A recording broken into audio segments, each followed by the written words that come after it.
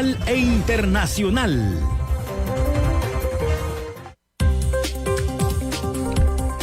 Buenos días, qué bueno estar con usted. Bienvenidos a la entrevista. Estamos en A Primera Vista 106.9 FM Radio. Hoy es jueves 12 de mayo. Mañana es el Día de la Virgen, ¿verdad? El 13. Todavía me acuerdo. En el colegio nos ponían era ya una costumbre que ese día nos tocaba el rosario todos. Bueno, en fin. Sean bienvenidos, estamos en la entrevista de 106.9 FM Radio. Mario Ramírez está en los controles, les habla Francisco Gómez. Tengo el gusto, el agrado de que nos acompañe el doctor Emilio Salazar, médico intensivista, que vamos a hablar sobre el lupus, porque hace unos días fue el Día Mundial del Lupus, y también de qué pasó con el COVID. ¿Se acabó? ¿Era propaganda? ¿Ya no hay? O sea, ¿qué ha pasado? Desde la interna de los médicos que ven el día a día. Pero le doy la bienvenida a mi invitado. Nuevamente está acá en cabina. Qué bueno, doctor, bienvenido. Un gusto saludar a nuestros radioescuchas.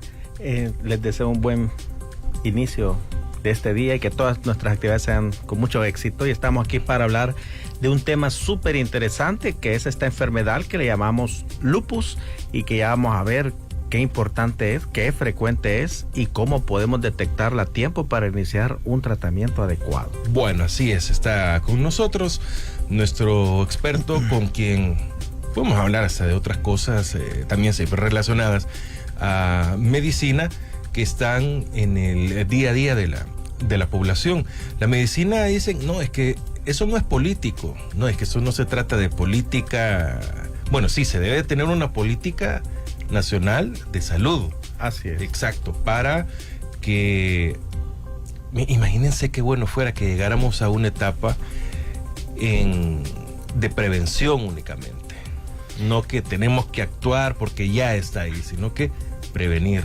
Como dicen, la medicina preventiva, ¿no? Sí, a través de la historia, la medicina, como trata de la salud del pueblo, de la población, de la gente, definitivamente no se puede ver de una forma aislada de la política. Siempre va relacionada la medicina con las conductas políticas, la religión, etcétera, porque es parte del día a día de las personas. Así es. Bueno, vamos a entrar en tema. El lupus. Hace unos días, hace 2 días, fue el Día Mundial del Lupus. Bueno, tenemos unos. El 10, correcto, pues sí. Hace un par de días, bastante. 2 días fue el día que se recuerda el lupus, se conmemora, ahí se tiene que tomar las precauciones. Y vámonos, es una enfermedad, considero, no es nueva, pero que muy poco sabemos realmente de ella. ¿Qué es el lupus? Sí, a ver, es una enfermedad muy interesante. Desde el 2004, el 10 de mayo, se conmemora el Día Internacional del Lupus para hacer un recordatorio a las personas, hacer recomendaciones para detectarla a tiempo y tratarla a tiempo. Lupus, sé que es una palabra que muchos probablemente escuchen por primera vez y que lamentablemente para otras personas ya sea parte del día a día. Lupus viene del latín, que quiere decir lobo. Algunos le llamamos desde el punto de vista médico la enfermedad de las 1000 caras, porque es una enfermedad que puede tener manifestaciones de diferentes órganos, de diferentes sistemas, y que incluso como médicos podemos tener dificultad en reconocerla y diagnosticarla, y los pacientes pasar muchos años tratando una enfermedad con un tratamiento equivocado. A ver, lupus es una enfermedad que pertenece al grupo de las enfermedades autoinmunes. ¿Qué quiere decir esto? Nuestro cuerpo está diseñado para que cuando entra algo extraño a nuestra sangre, ya sea una bacteria, un virus, un protozoo, un hongo, nuestro cuerpo tiene unas células que lo reconocen como extraño. Y al reconocerlo como extraño a lo propio o diferente a nuestras propias células, nuestro sistema inmune produce una serie de anticuerpos que van a ir a destruir lo extraño. Cuando hay una enfermedad autoinmune como lupus, lo que sucede es que el cuerpo se confunde. Lo extraño le encuentra semejanzas con nuestras células propias y nuestros anticuerpos se encargan de autolesionar nuestros tejidos. Y como es una respuesta generalizada de los anticuerpos, pues los pacientes con lupus de pronto pueden tener manifestaciones en la piel y van con un dermatólogo, manifestaciones neurológicas y tienen que acudir con un neurólogo, manifestaciones de enfermedad mental como psicosis y tiene que verlos un psiquiatra, manifestaciones como dolor articular y están como un reumatólogo. Como les quiero decir, es una enfermedad que puede presentar múltiples facetas y que es importante que aprendamos a reconocerlas para llegar tanto a la población como los médicos al diagnóstico adecuado de esta enfermedad. ¿Y a qué me refiero? Lupus viene del lobo. La característica más común o más frecuente de los pacientes que tienen lupus es una mancha rosácea en la cara que recuerda a las alas de una mariposa, una distribución en el puente de la nariz y en las mejillas que se ve como rosadito, y le llamamos los médicos manchas en alas de mariposa, que al ver de lejos al paciente nos recuerda a la carita de los lobos, y de ahí viene el nombre de la enfermedad. El lupus eritematoso sistémico es la clasificación del lupus cuando afecta a todos los órganos. Podemos tener estas manifestaciones dermatológicas y pensar que, es que el niño tiene un paño, es que el niño tiene rosácea, es que el niño tiene alergia.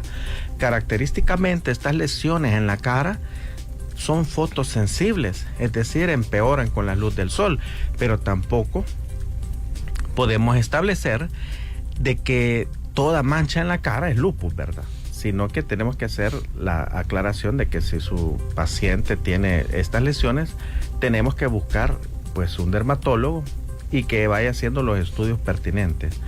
También mencionar la importancia de la frecuencia. Esta enfermedad ataca a cualquier edad, pero es más frecuente en las mujeres en edad fértil. ¿Qué tanto? De 9 a 1. Es decir, por cada 9 mujeres va a haber un hombre que padezca la enfermedad. Es una enfermedad que lamentablemente es más frecuente en mujeres. Y así pueden haber otras manifestaciones también de la enfermedad. Bueno, doctor, ¿cómo al médico general es el primero que voy a acudir? ¿O cómo es que voy a decir, probablemente nadie va a decir tengo lupus, pero cómo voy a ir ubicando qué tipo de enfermedad tengo, en qué momento se me va diagnosticando? Al inicio los síntomas pueden ser sutiles y los voy a mencionar. Puede haber incluso caída del cabello. Es decir, de pronto una mujer nota que se está quedando calva o nota que está perdiendo el cabello. Hay muchas causas para la pérdida del cabello, desde hongos, desde desnutrición, etcétera. Pero tiene que ir juntando los síntomas. Tiene las alas de mariposa en la cara, tiene caída del cabello. A veces aparecen unas úlceras en la mucosa oral, pero la característica de estas úlceras son unas úlceras blancas, pequeñas, de más o menos 0.5 centímetros, no dolorosas. ¿Por qué aparecen estas úlceras? Por mecanismos de autoinmunidad. ¿Son las aftas? Son similares a las aftas. Lo único que la afta es extremadamente dolorosa.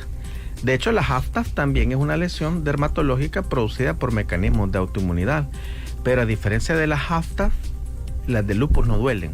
Las aftas tienen un dolor insoportable, es considerable el dolor. Pero también puede haber dolor articular.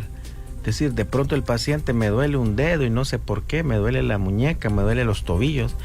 Bueno, recordemos que los dolores articulares pueden ser por tantas enfermedades reumatológicas, artritis, etcétera. Pero también, si usted tiene dolor articular, es importante que lo evalúe su médico de cabecera, su médico general, y que vayamos juntando todos estos síntomas. Ahora, hay síntomas que pueden ser más graves en fases avanzadas de la enfermedad, porque como les mencioné al inicio, afecta a todos los órganos. Nuestras vísceras están envueltas por bolsas. Anatómicamente, nuestro corazón, nuestros pulmones, nuestro hígado tienen una bolsa que los recubre. En el corazón le llamamos pericardio, en el pulmón pleura. Pero estas bolsas tienen una escasa cantidad de líquido que permite que el corazón deslice. Latido a latido, el corazón puede deslizar entre esa bolsa y ejercer su función. Cuando tenemos una manifestación o una exacerbación o un agravamiento del lupus, puede haber acúmulo de líquido entre esta bolsa y el corazón. Y por supuesto, imagínese el corazón dentro de una bolsa y que esa bolsa le va llenando agua y la bolsa no es del todo expandible. Ese líquido finalmente termina apretando el corazón. A eso le llamamos tamponada cardíaca y derrame pericárdico. Puede hacer que usted esté en control con su médico y de alguna forma también le han dicho, mire, hemos encontrado un derrame pericárdico. ¿Qué va a sentir un paciente que tiene derrame pericárdico? Bueno, como el corazón está apretado, el corazón como bomba no funciona bien y presenta una falla, una insuficiencia cardíaca. ¿Cómo lo siente el paciente? Como un cansancio, como una sensación de cansancio. Asimismo, alrededor del pulmón, en la pleura, puede haber acúmulo de líquido y este líquido puede apretar el pulmón, le llamamos derrame pleural, y como el pulmón es el encargado de oxigenar, también el paciente puede sentir cansancio, una sensación de cansancio que no se alivia con el reposo, y todo esto pues debe llamar la atención de nuestros pacientes de que puede haber algo más delicado de por sí en su enfermedad.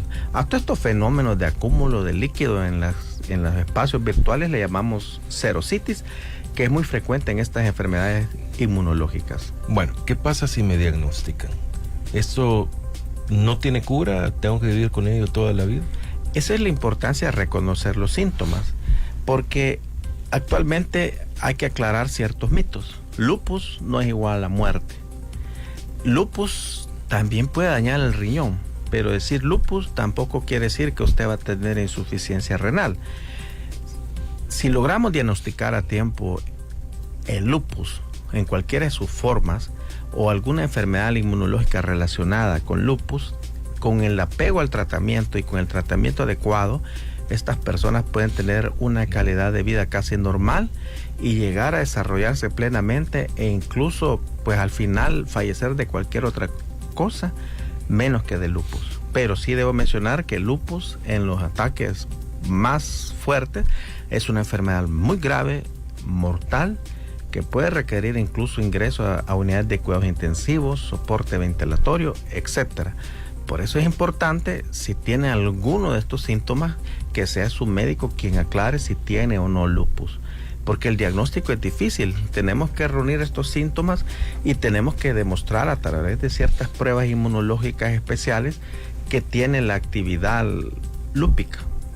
Para mencionarles los anticuerpos antinucleares, los anticuerpos anti-DNA, anticuerpos cardiolipina, valores de complemento, es decir, un montón de pruebas que ya su especialista se las va a mencionar y que de resultar positiva junto con toda la sintomatología podemos confirmar que se trate de lupus, el cual también debo mencionar que tiene múltiples variaciones. La más importante es el lupus eritematoso sistémico. Eritema viene de lo rojo que puede aparecer en nuestra cara, y sistémico que habla de la afectación que da de todos los órganos en el cuerpo. Doctor, ¿hay estadísticas en nuestro país de población con lupus? La incidencia es relativamente baja. Se habla de 1.5 por cada millón de habitantes. Sin embargo, es muy frecuente que, tanto así que más de alguna persona, yo sé que ha escuchado de algún vecino o amigo que ha padecido esta enfermedad. La incidencia es baja, pero debemos de estar alertas para detectarla a tiempo y poder tratarla y poder evitar las complicaciones que puede dar esta enfermedad. ¿Esta se trata en el Sistema Nacional de Salud o solo privado? Sí hay tratamiento en el Sistema Nacional de Salud, ¿verdad? Desde hace muchos años, pues como es un tema que es visto por reumatología, nefrología, por dermatología, por las manifestaciones que están en todos los sistemas, pues sí, desde hace muchos años atrás hay programas importantes en el sistema de salud para tratar esta enfermedad. Bueno, doctor, ¿en qué momento debemos de acudir al médico? O sea, ¿cuándo? No, probablemente vamos a pensar que tenemos lupus, pero ¿en qué momento debemos de buscar ayuda de un profesional y no el consejo del vecino, de la señora de la farmacia, sino que ya a nivel profesional? Sí, es bien importante la información en medicina y de eso se trata estos programas, que quiero felicitarles porque la gente informada toma mejores decisiones, ¿verdad? Pero realmente las enfermedades dermatológicas son un reto incluso para nosotros los médicos, porque una roncha, una mancha puede ser tantas enfermedades. Entonces muchas veces los signos de lupus son tan sutiles como ese cambio, esa distribución en alas de mariposa, como la pérdida del cabello, como las úlceras en los labios, que no son síntomas de gravedad que yo le voy a decir a alguien, mire, usted puede tener una enfermedad grave. Pero yo recomiendo que, aunque tengamos información, a los primeros síntomas, nosotros busquemos ayuda con nuestro médico general, nuestro médico cabecera, o si es posible con un dermatólogo. Los dermatólogos son muy familiarizados con esta enfermedad porque hay una forma de lupus eritematoso buloso, que son unas ampollas que salen en la piel, entonces ellos tienen mucha experiencia con estos temas. Puede ser una enfermedad que puede consultar con su médico general, con su dermatólogo a los primeros síntomas, porque hay otras formas de estas enfermedades que son como hermanas, se imbrincan, se relacionan, como el síndrome antifosfolipídico, que es muy similar al lupus, pero hay una reacción ante las membranas celulares nuestras. Y estas son aquellas mujeres en edad fértil que de pronto tienen un primer aborto. Vuelven a quedar embarazadas y no saben por qué, vuelven a presentar otro aborto. No es que todo aborto a repetición sea una enfermedad lúpica o una enfermedad autoinmune, pero si usted es una mujer en edad fértil y que ha tenido 2 o más abortos a repetición, también tiene que buscar su especialista, ya sea en medicina interna, reumatología, para que pueda definir si no tiene usted una enfermedad autoinmune, porque el problema no va a ser solo que va a seguir teniendo abortos, sino que como es una enfermedad autoinmune, está dañando sus órganos, todos los órganos, cerebro, corazón, riñón, y lo que se trata es de detectarlo para controlarlo y evitar estas complicaciones, que incluso puede haber psicosis por lupus, es decir, pacientes que salen de la realidad por afectación del sistema nervioso central. Bueno, el doctor Emilio Salazar es médico intensivista, está con nosotros. Si tiene consulta, quizá vamos a dejar un espacio, pero al final de la entrevista, y la puede hacer en el WhatsApp 76 16 83 83 o en nuestras cuentas en redes sociales, en Facebook 106.9 FM Radio, en Twitter @1069 FM Radio, en nuestro canal de YouTube 106.9 FM Radio. Por esas vías si hay consultas. Si vamos a hablar del COVID, por supuesto, en este momento vamos a hablar. ¿Qué ha pasado con el COVID, doctor? Aparentemente ya no existe. Bueno, el COVID, desafortunadamente, les traigo malas noticias, ¿verdad? Ha venido para quedarse. Lo que ha sucedido es que han habido variantes. Ha habido cambios desde el inicio de la pandemia. Recordemos que al inicio de la pandemia ningún médico en el mundo sabía ni siquiera cómo diagnosticarlo. Ni sabíamos cómo tratarlo, ni cómo reconocer las formas graves. En la evolución de los virus, todos los virus, para poder subsistir en el ambiente, tienen que ir mutando y hacer variaciones. ¿Cuál virus va a subsistir? Aquel que logre sobrevivir entre la humanidad. Por ejemplo, el virus del ébola, que es muy frecuente allá en el Congo, Nueva Guinea, África, no logra subsistir porque la mortalidad es alta. Entonces el ébola en 24 horas fallece el paciente y no alcanza, afortunadamente, a transmitirlo a las demás personas. Las variaciones de los virus son impredecibles, son mecanismos de adaptación de los virus. Afortunadamente, la tendencia de las variaciones en los últimos 6 meses ha sido que el virus ha variado a la variante Omicron, que es la predominante. En enero era la B1, ahora se habla de la variante silenciosa Omicron B2, pero esta es una variante leve, con un cuadro totalmente clínico diferente que las variantes iniciales, como las variantes Delta y todas estas variantes que eran muy agresivas y que veíamos pacientes con insuficiencia respiratoria, neumonías. Entonces, lo que ha sucedido es de que tenemos una variante Omicron Beta 2 que no tenemos pruebas en el país para poder afirmarlo, pero según toda la información mundial es la que está ahorita de forma predominante. Entonces sí sigue habiendo muchos casos de COVID, pero afortunadamente yo creo que tengo como unos 2 meses de no tener ningún paciente en cuidados intensivos por COVID-19, sino que la mayoría de los pacientes que hemos evaluado han sido formas leves. Entonces no es tanto así que el COVID haya terminado, sino que ahorita tenemos una variante leve, tenemos una disminución de los casos, una disminución de las hospitalizaciones, de los ingresos a cuidados intensivos y de la mortalidad.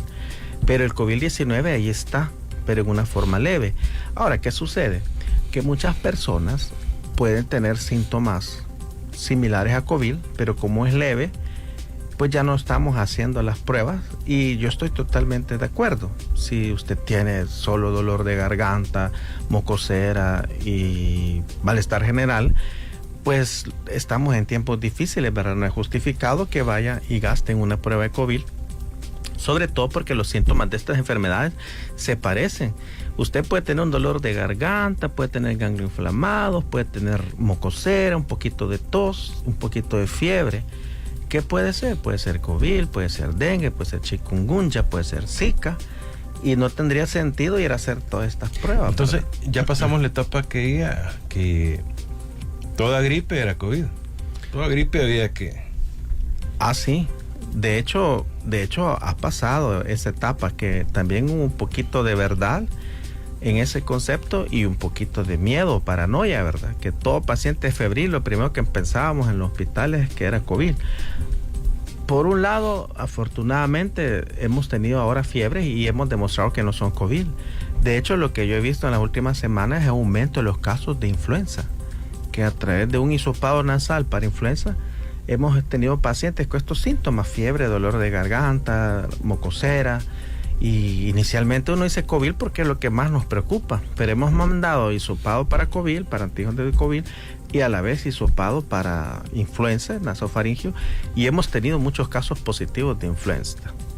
Doctor, comentábamos en casa en varias oportunidades que durante la pandemia no hubo dengue, no hubo influenza, no había nada, todo era COVID. Y repentinamente hoy aparecieron otra vez las viejas enfermedades conocidas, de la época también, digamos.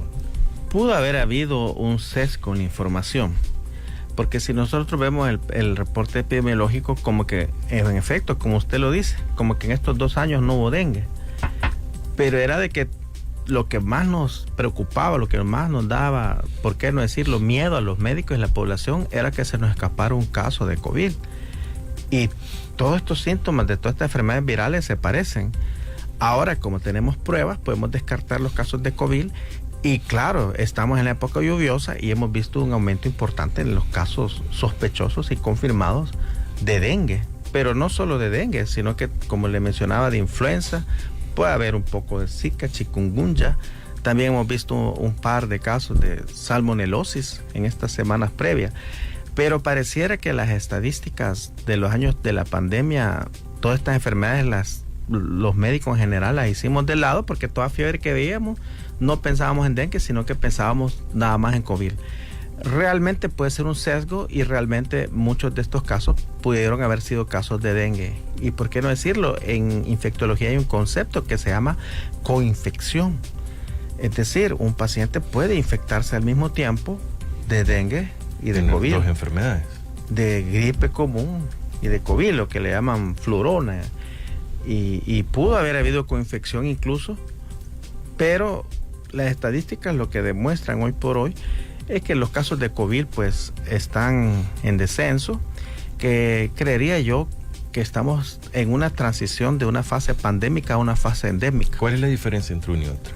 En la pandemia se habla de que la enfermedad, bueno, recordemos cuando la Organización Mundial de la Salud declaró que era una pandemia el COVID. Para eso tiene que cumplir unos criterios, una enfermedad. 1, que esté distribuida en los 5 continentes. 2, que el número de casos sobrepase la capacidad de los sistemas de salud.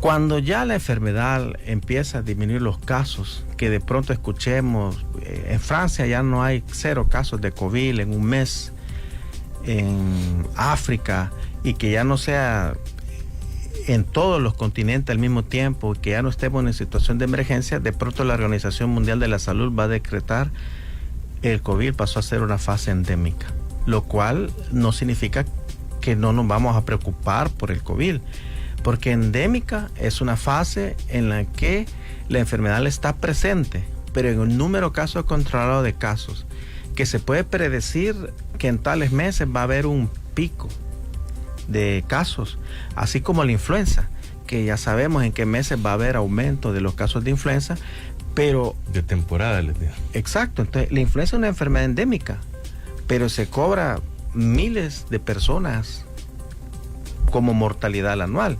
Entonces, igual, COVID va a dejar de ser una pandemia, es decir, va a dejar de ser una enfermedad que hizo colapsar el mundo, la industria, el trabajo, los empleos, los sistemas de salud, pero lamentablemente siempre va a haber COVID. Y aunque tengamos formas leves, siempre tenemos que tener ese cuidado de aislarnos. Es decir, por ejemplo, yo tuve una familia y me dicen, el lunes empecé con fiebre e íbamos a celebrar el Día de las Madres, pero me sentí mal y me hice una prueba y me salió positivo, a mí y a mi esposa. Entonces, suspendimos la celebración. Muy bien hecho, porque a mí me puede dar una forma leve de COVID, pero si yo sé que tengo COVID y voy a ir a una conglomeración y ahí va a estar mi madrecita, mi abuelita, mi tía de 70 años, hipertensa, diabética, obesa, puede hacer que lo que para mí era una forma leve, para esta persona que esté en desventaja, va a ser una enfermedad grave y mortal. Por eso podemos ver que aunque se reportan en las cifras oficiales que en el Hospital del Salvador de pronto dicen 4 días sin fallecidos, pero de pronto aparece un deceso por COVID. Quiere decir que el COVID todavía sigue cobrando vidas importantes en nuestro país. Y debemos de recordar que las estadísticas son números, pero no son del todo reales. La OMS ha estimado que por cada muerto de COVID en El Salvador reportado puede haber un exceso hasta de 4.5 personas más. Demasiado alto. Sí, esto es por los subregistros, ¿verdad? Claro. Por la información que es difícil de obtener y por otras situaciones pues que todos sabemos que no vienen en el caso hoy. Doctor, ¿qué pasa? Tenemos aplicación hasta 4ª vacuna en nuestro país, pero aún así hay casos de personas que no se han querido poner ninguna vacuna, o alguno quizás solo una, pero la pregunta es, ¿la 4ª vacuna será de que si da, no sé si la inmunidad o por lo menos las defensas necesarias? Lo que ha llevado a que el COVID a nivel mundial esté en una situación más casi controlable, la principal herramienta ha sido la vacunación a nivel mundial. Según los datos oficiales que hemos revisado, la vacunación se ha enlentecido en el país. Los países que tienen mejores porcentajes de vacunación son Costa Rica, Panamá. Y el problema, lo cierto es que como el COVID ha bajado y como ya estamos en otra etapa, mucha población considera que ya no es necesario vacunarse. Y hay muchas personas que no tienen aún ni siquiera la primera dosis de la vacuna. Y podríamos decir, que el COVID ya pasó y por eso no nos vamos a vacunar.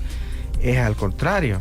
Ahorita quienes están expuestos a desarrollar una forma grave, en un dado caso de pronto hubiese una mutación y viniese una variante con mayor letalidad, es toda esta población que no está vacunada. Entonces, quiero hacer un llamado a todas estas personas que no tienen ni siquiera la primera dosis a que se la pongan. Porque para tener la vacunación lo que hace es una inmunización, hace que su cuerpo desarrolle anticuerpos que le van a defender para que cuando el COVID se presente, no presente una forma grave. Con una dosis de vacuna no está protegido. Se habla que al menos tienen que ser 3 dosis para que tenga un título de anticuerpos circulantes efectivos que le puedan proteger de una forma grave. Y después de la 3ª dosis hay ya estudios que hablan de que en 6 a 8 meses ese título de anticuerpos descendió y ya no le deja protección. Ahí es donde viene la importancia de una 4ª dosis, que en algunos países se está aplicando la 4ª dosis solo en personas de riesgo de mayores de 65 años y con cierto grupo hipertensos, diabéticos, obesos, inmunosuprimidos, pacientes renales. Ahora bien, la importancia que recalca la Organización Mundial de la Salud es llegar a completar al menos nuestra 3ª dosis para estar totalmente protegidos de que no padezcamos de una forma grave. Y si podemos alcanzar la 4ª dosis, pues qué bien, ¿verdad? Pero el llamado es a todas estas personas que no tienen, y que es un buen número de población, que no tiene ni siquiera la primera dosis de la vacuna. Bueno, doctor, me quedo con las vacunas un momento. Cuando me dice, digamos, alguien se ha aplicado las 3 vacunas. No significa Así que es. ya no se va a volver a vacunar, ni que ya quedó inmune para toda la vida, o su porcentaje de anticuerpos, creo que esa es la palabra, es la necesaria. O sea, vamos a llegar a la etapa en que, al igual que muchas vacunas, todos los años hay que vacunarse de algo. Todavía hay estudios en marcha, todavía hay que ver cómo se comporta el virus en los próximos meses. Lo más probable, anticipándonos a los datos que sabemos, que la inmunidad dura alrededor de 6 a 8 meses de anticuerpos circulantes, es de que muy probablemente al final quede esto como la vacunación de la influenza, que anualmente se están vacunando cierto grupo de personas. Ahora bien, no es sostenible, no es lógico ni razonable vacunar a todo el mundo una vez al año. Habría que esperar cuáles son los resultados de estos estudios y a qué grupos poblacionales va a quedar la vacunación permanente, cada cuánto tiempo, cada año. Y depende de cómo se comporte el virus, porque si llega un momento en que el COVID-19 llega a ser nada más una enfermedad leve, como lo está haciendo hasta ahorita, a lo mejor no sea necesario la vacunación. Pero hoy por Eso hoy, la ciencia y los estudios lo van a hoy determinar. exacto, hoy por hoy tenemos que llevar a frenar esta pandemia. La principal herramienta, lo que funciona, es completar nuestros esquemas de vacunación. Doctor, no sé si en esta área le compete, pero cuando hay mutaciones o las variantes, porque tenemos una ya variedad de variantes de COVID. Unos vienen más fuertes, otros dicen que es más leve, otros que se pasan más rápido, o sea, la transmisión es más rápida, pero el tiempo también que de afectación es menos, es más leve, es más débil, X, Y, Z cosas. Las vacunas que vienen, digamos, serán superiores porque estarán abarcando estas variantes, porque me imagino que las primeras que nos pusimos no tenían todas las variantes. Así es. Se están haciendo estudios para demostrar la efectividad de las vacunas con las nuevas variantes. Cuando surge una nueva variante, esas son las preguntas que se hace la comunidad científica. Específicamente, son 3. 1. ¿Esta variante es más letal que la anterior? 2. ¿Esta variante es más contagiosa que la anterior? Y tercero, ¿esta variante será capaz de burlar la inmunidad que ya tenemos conferida por las vacunas? Afortunadamente, con la última variante Omicron, la Beta 1 y la B2, se ha demostrado que, 1, son menos letales que las variantes predecesoras. 2, que la contagiosidad, desafortunadamente, con cada variante se eleva, son más contagiosas.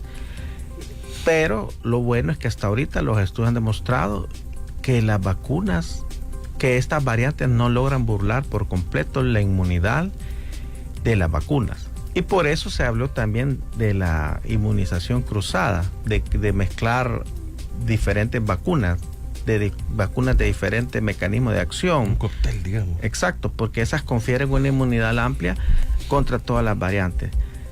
Como podemos ver, el hecho de que un virus haga cambios en su estructura genómica es impredecible. Afortunadamente, los cambios en las variantes hacia ahorita han sido para variantes menos letales, aunque sí más contagiosas, pero que todavía le protegen contra la vacuna.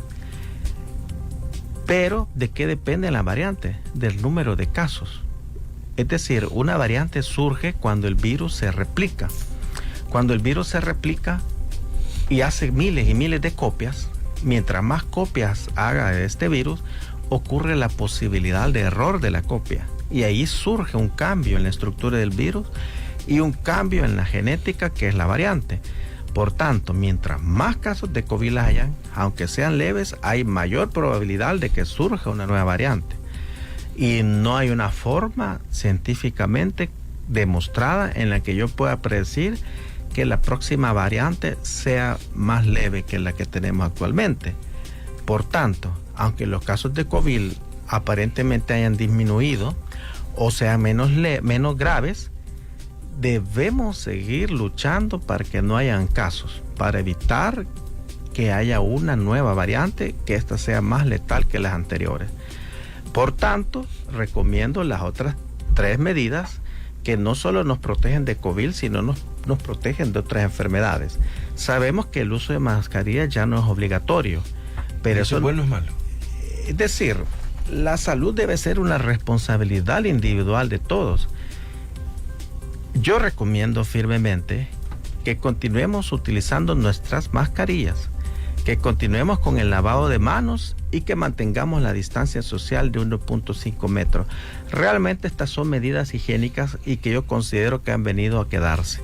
Recordemos, los países de Asia, ellos usan mascarilla desde hace años y es normal ver a la gente con mascarilla. Tenemos que aplicar el sentido común ya como una respuesta voluntaria de cuidar nuestra salud. Por ejemplo, si usted está en la playa, en un espacio abierto, no es necesario que use mascarilla, porque la probabilidad de contagio es mínima.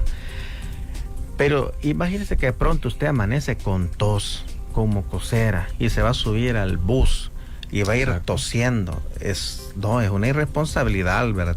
Yo tengo que ponerme mi mascarilla voluntaria. Y no solo por el COVID, sino que el contagio de otra enfermedad que uno puede Exacto, tener. Tanta influenza, tanta gripe, tantas enfermedades mortales de transmisión por partículas. Entonces, el hecho que la mascarilla ahora sea voluntaria no nos está diciendo no ocupemos mascarilla, sino que tenemos que desarrollar nuestro sentido común. O de pronto usted entra a un espacio cerrado donde hay mucha gente que usted no conoce, no está de más que use su mascarilla. ¿Qué no podemos decir del lavado de manos? El lavado de manos no es obligatorio, pero es una medida que nos puede prevenir tantas diarreas, tanta enfermedad por tifoidea. Entonces, así como nos lavamos las manos rutinariamente para comer, debemos ocupar siempre nuestra mascarilla para proteger a los demás y para proteger a nosotros en espacios cerrados y en situaciones de riesgo. Doctor, ¿la tercera o cuarta vacuna en niños es bueno, es malo? ¿Qué estudios hay? ¿Qué dice la ciencia? La última información de la CDC era de que iba a haber una dosis específica para la población pediátrica, pero es una dosis diferente de la que se está utilizando en los adultos y todavía hay estudios que están en camino de determinar una conducta para los niños. Lo que está demostrado hasta ahorita es la tercera dosis en la población pediátrica. Es necesaria. Sí es necesaria. Si un niño solo se puso una vacuna y como decían que el COVID con los niños los niños lo manejaban, tenían más defensa o era menos riesgoso con él. Pero sí hay que buscar segunda y tercera vacuna siempre. Sí, realmente COVID fue muy benigno con la población pediátrica, pero la vacunación también disminuye la probabilidad de transmisión del COVID. Por eso debemos de vacunar a nuestros niños, tanto para protegerlos a ellos como para que ellos no transmitan la enfermedad a las personas que están en riesgo, que ya sabemos, las personas de tercera edad y con factores de riesgo. Vamos a volver a la normalidad. Clases, trabajo nuevamente todo presencial, aglomeraciones, bueno, ya vemos conciertos, partidos y todo que están completamente llenos. ¿Vamos a llegar nuevamente a la normalidad? Es probable que lleguemos a una nueva normalidad, ¿verdad? Yo creería que la mascarilla vino para quedarse, sí. Que el COVID-19 desafortunadamente, aunque la situación, pues las noticias son buenas en comparación de todo lo que hemos pasado en los 2 años previos, siempre vamos a tener casos y lamentablemente, aunque sean menos, siempre va a haber mortalidad por COVID, así como la hay por influenza, por dengue, por tantas enfermedades, por tifoidea. Entonces sí, hay una nueva normalidad, creo que va a haber pronto la reanudación de todas las actividades presenciales, pero debemos como población ser muy responsables, muy prudentes y saber en qué momento tenemos que protegernos. ¿Es mortal aún? Sí, COVID-19 aún es mortal. Aún hay casos de mortalidad. Claro, no son como hace un año, pues, que habían incluso casos que fallecían sin una prueba diagnóstica. Pero sí, aún hay mortalidad por COVID-19. ¿Son confiables las pruebas privadas de COVID? Al momento son confiables, pero tenemos que saber específicamente las indicaciones y las diferencias. Por ejemplo, la PCR-RT es una prueba que amplifica la presencia del virus. Por tanto, pues es capaz de detectar en algunos casos incluso 3 días antes del inicio de los síntomas la enfermedad. Pero para determinar si un paciente es contagioso es mala, porque usted puede ya no ser contagioso del virus, pero como su prueba busca una amplificación de las partículas virales, le puede salir positivo aunque usted no es contagioso. Ahora bien, la prueba de antígenos es positiva hasta el 5º día de la enfermedad. Esto sucedió con la última... La de antígenos, digamos, para que los entendamos, es la más barata. La de antígenos es la más barata. Exacto. Pero ¿qué sucede? Usted hoy es su primer día de enfermedad. Y a pesar de que sabemos que si usted tiene fiebre y todos estos síntomas comunes, para saber qué hay que descartar, habría que mandarle pruebas de dengue, pruebas de influenza, pruebas de Zika, etcétera. Pero pensando solo en COVID, si hoy es su primer día de enfermedad, usted va y se hace la prueba de antígenos y es negativa. Le va a dar una falsa seguridad, una falsa sensación de confianza. Y es lo que sucedía hace unos meses, que la población iba a nuestras instituciones, le hacían la prueba de antígenos y como era negativa en el primer día de enfermedad, le diagnosticaban faringoamigdalitis aguda, 3 días de incapacidad en casa y al 4º día ya regresaba al trabajo. Y si era COVID, la prueba salía positiva hasta el 5º día. Regresaba al trabajo y continuaba transmitiendo la enfermedad. Doctor, estamos en la etapa en que la mascarilla es opcional, han chabeleado las cartillas de vacunación, me consta por cientos de experiencias que hemos visto, pero también ya estamos en la etapa en que a mí me dio COVID y yo me lo quité con estas pastillas, estas. El doctor Salazar fue con otra, Mario con otra. Ya todos tenemos el remedio. A mí me resultaron los test de aguas mágicas, otros solo las pastillas, otras que me inyecté 3 días, de la gripe y todo eso. ¿Qué pasa ahora con la automedicación? El que voy a la farmacia y le digo, ¿y qué es bueno para tal cosa? Sí, la pregunta es bien interesante porque el COVID-19 ha cambiado. La mayoría, al inicio de la pandemia, pues teníamos muchos casos de COVID grave, que hacían neumonía, que hacían falla respiratoria y que aún con los mejores tratamientos fallecían. Hoy, la mayoría de los casos, pues el manejo es de los síntomas. Recordemos que antes, cuando inició la pandemia, se dieron tantos medicamentos que hoy por hoy está totalmente demostrado que esos medicamentos no tenían lugar en COVID, que solo eran estudios controversiales, anecdóticos. Hablemos de todo este montón de vitaminas que le daban, que la vitamina D, que el zinc, que en fin, todos sabemos la gran lista de medicamentos. A todo paciente se le ponían dosis altas de esteroides, se le ponía anticoagulación, pero recordemos que ese era un COVID severo y que ahora la mayoría de los casos de COVID son leves.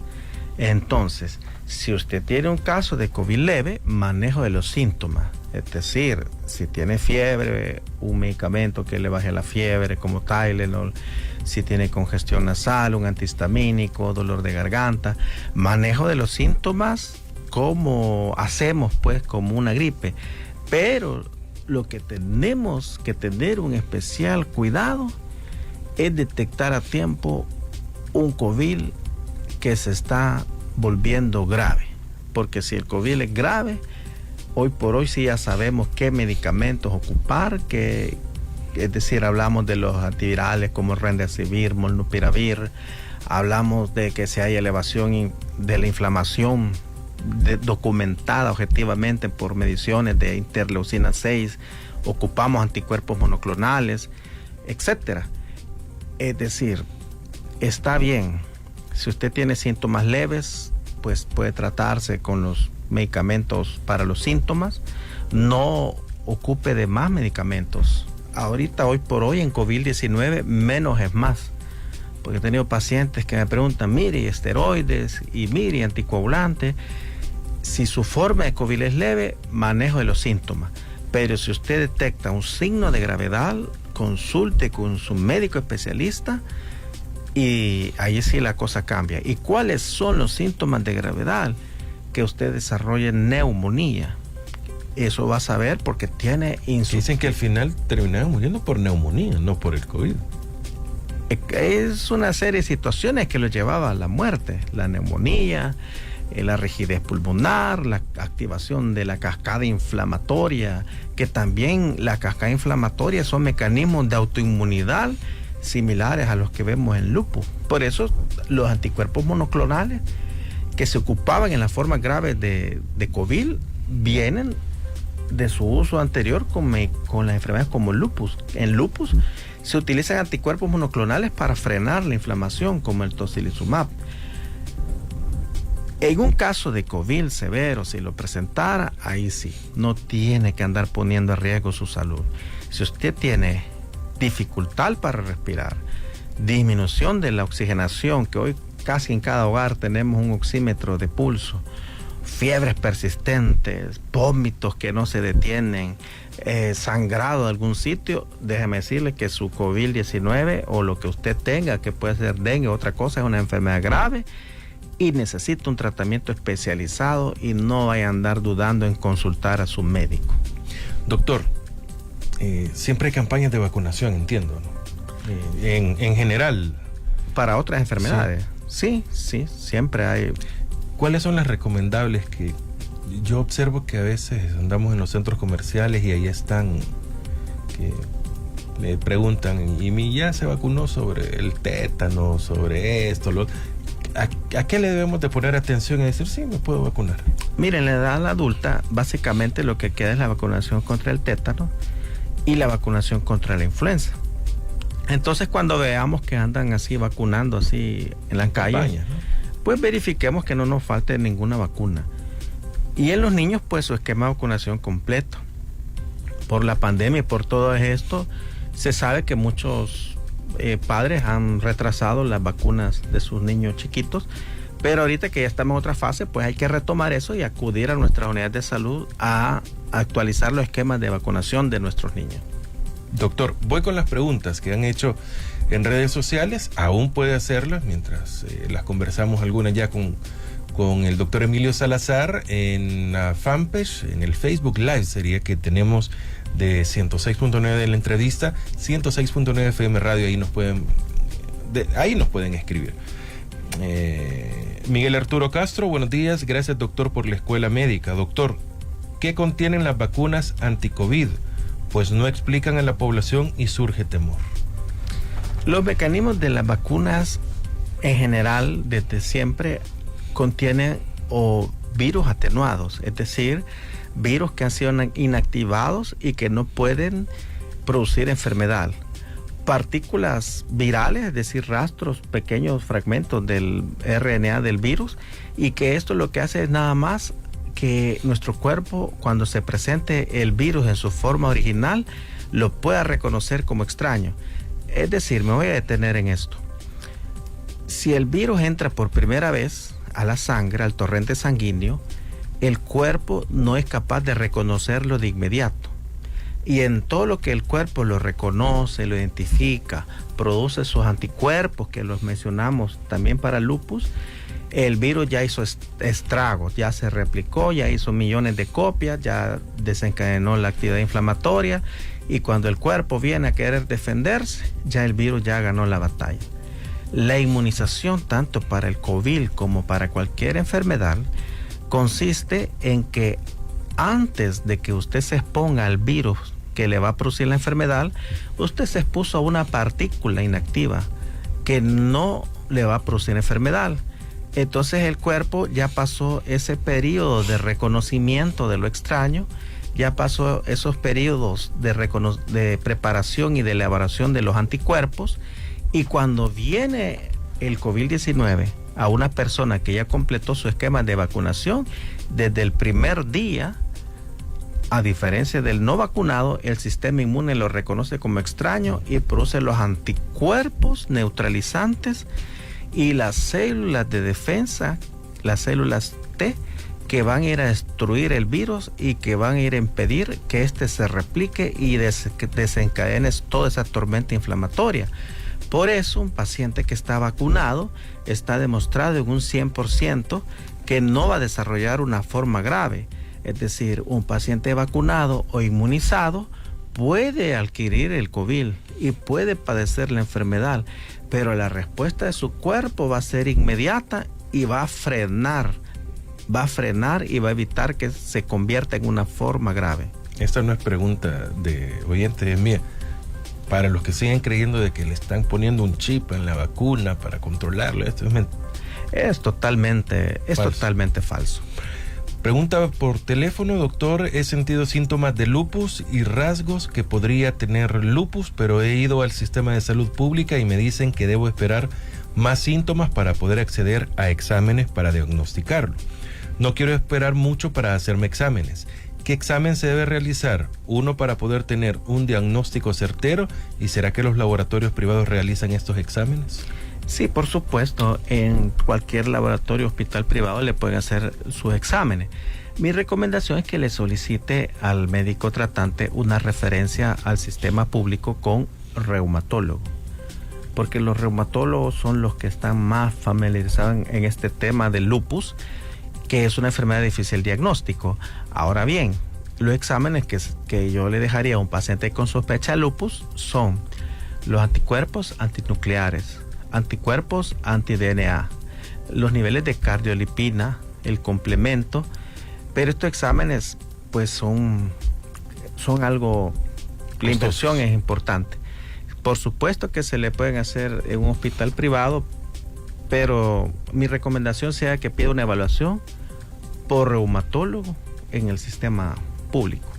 Buenos días, bendiciones, dice Hugo Anaya. Saludos, doctor, de parte de Hugo Anaya y Rita Quintanilla, y están los fans del doctor también. Un saludo también, son mi familia. Mira, qué bueno. ¿Qué es eso de que es opcional usar la mascarilla? ¿Es para uno como persona? Porque hay empresas que para entrar a sus instalaciones piden el uso de mascarillas y dicen que son políticas. Y esto genera controversia por personas que exigen que los dejen entrar sin usar mascarillas porque el ministro ya lo dijo. Es correcto, algunas empresas exijan uso de mascarillas al entrar a sus instalaciones. Esto no es tema médico en sí, pero son políticas de cada lugar también. Como dicen, nos reservamos el derecho de admisión. Claro, ahí es como que yo en mi casa diga, aquí no entran sin mascarillas, ¿qué puedo hacer? Si cada quien es dueño de su espacio, ¿verdad? Exacto. Doctor, 7:58 ya, estamos a punto de finalizar. ¿Qué es un médico intensivista? Se lo pregunté en la anterior oportunidad que estuvo con nosotros, pero sin duda la audiencia es diferente hoy. Bueno, los médicos intensivistas primero somos médicos generales. Es decir, nosotros vemos cualquier tipo de enfermedad, desde las enfermedades leves comunes que pueda presentar la población. Pero tenemos una especialización que nos permite ver aquellas enfermedades en su forma más graves que comprometen la vida de las personas. Todas las enfermedades tienen un espectro de presentación desde una enfermedad leve hasta una enfermedad grave. Por ejemplo, una neumonía puede ser de la comunidad y tratarse en casa con antibióticos orales. Pero si esta neumonía progresa a una forma severa y ya el paciente, su presión bajó, su capacidad para respirar bajó, el riñón empezó a fallar, falló el hígado, ya requiere un ingreso a una parte del hospital especializada que se llama cuidados intensivos. En cuidados intensivos entran pacientes en una condición delicada de la vida que necesitan dispositivos que le dan soporte vital. Por ejemplo, que pueden requerir monitorización. No es lo mismo un paciente que entró a un servicio de hospitalización y que necesita que le vean la presión arterial cada 6 horas a un paciente que su vida, por la enfermedad más grave que tenga, esté en peligro y necesite que le vean sus signos vitales minuto a minuto, por ejemplo.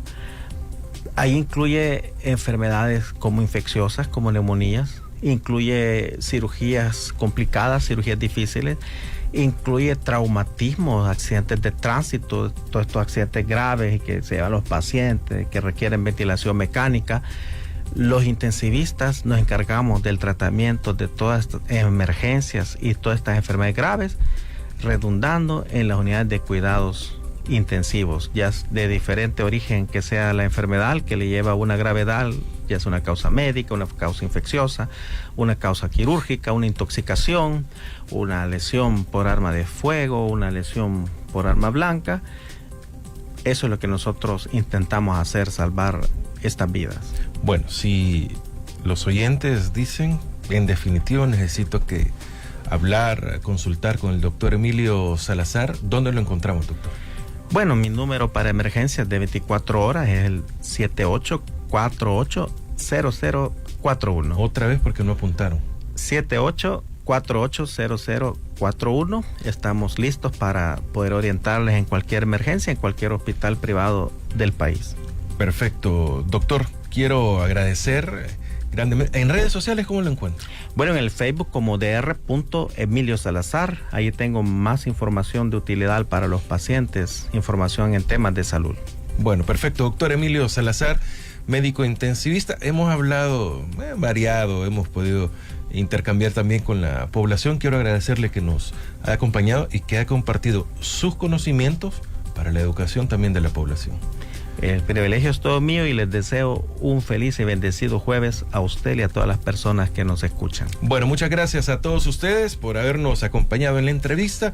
Hoy tuvimos un tema de interés siempre nacional porque debemos de tener la precaución y debemos de saber llevar el COVID, conocer también de lupus y sobre todo cuidarnos, porque eso es lo principal. Como iniciamos la entrevista diciendo, si fuera preventivo todo, sería ideal. Así es. Gracias, buenos días. Mario Ramírez continúa en Controles. La entrevista, el punto de vista de los profesionales en temas de interés nacional e internacional.